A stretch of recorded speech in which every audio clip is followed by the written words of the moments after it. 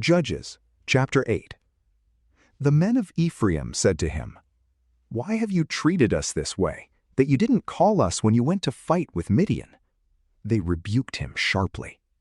He said to them, "What have I now done in comparison with you? Isn't the gleaning of the grapes of Ephraim better than the vintage of Abiezer? God has delivered into your hand the princes of Midian, Oreb and Zeb. What was I able to do in comparison with you?" Then their anger was abated toward him when he had said that. Gideon came to the Jordan and passed over, he and the 300 men who were with him, faint, yet pursuing. He said to the men of Succoth, "Please give loaves of bread to the people who follow me, for they are faint, and I am pursuing after Zebah and Zalmunna, the kings of Midian."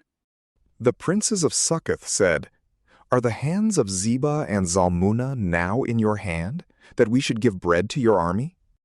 Gideon said, "Therefore, when the Lord has delivered Zebah and Zalmunna into my hand, then I will tear your flesh with the thorns of the wilderness and with briars."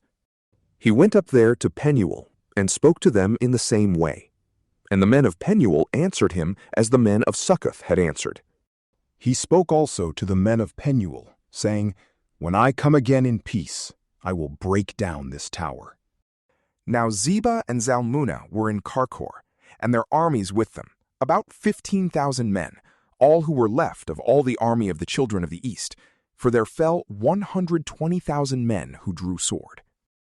Gideon went up by the way of those who lived in tents on the east of Nobah and Jogbehah, and struck the army, for the army felt secure. Zebah and Zalmunna fled, and he pursued them.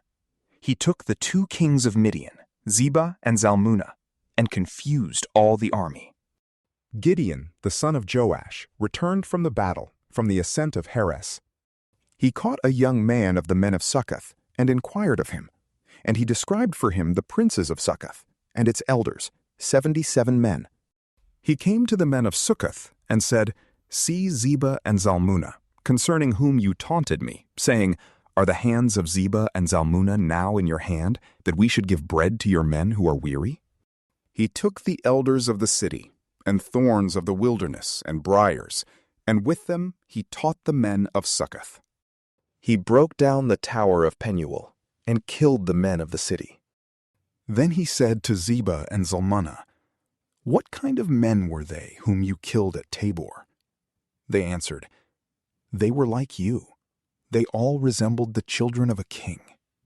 He said, 'They were my brothers, the sons of my mother. As the Lord lives, if you had saved them alive, I would not kill you.' He said to Jether, his firstborn, 'Get up and kill them.' But the youth didn't draw his sword, for he was afraid, because he was yet a youth. Then Zebah and Zalmunna said, 'You rise and fall on us, for as the man is, so is his strength.' Gideon arose and killed Zebah and Zalmunna, and took the crescents that were on their camels' necks.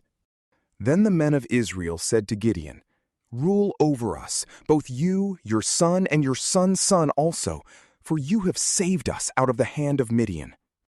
Gideon said to them, 'I will not rule over you, neither shall my son rule over you. The Lord shall rule over you.'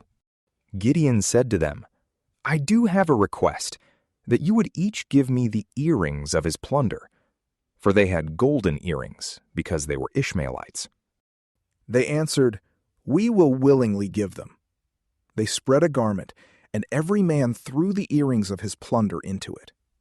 The weight of the golden earrings that he requested was 1,700 shekels of gold, in addition to the crescents and the pendants and the purple clothing that was on the kings of Midian, and in addition to the chains that were about their camels' necks.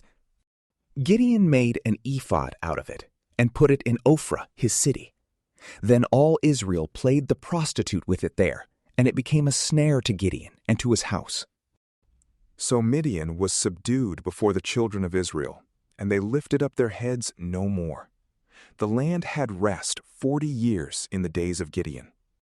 Jerubbaal, the son of Joash, went and lived in his own house. Gideon had 70 sons conceived from his body, for he had many wives.